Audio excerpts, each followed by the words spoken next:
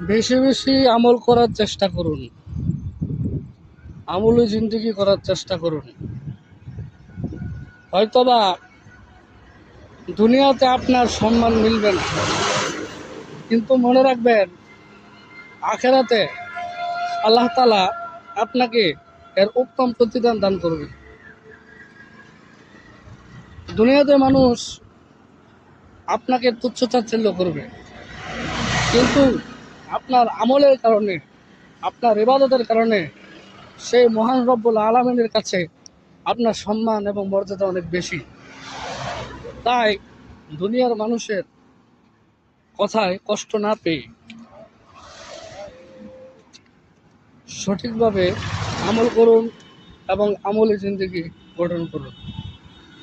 আল্লাহ তাআলা আমাদের সবাইকে আমল করার তৌফিক দান করুন। আমিন।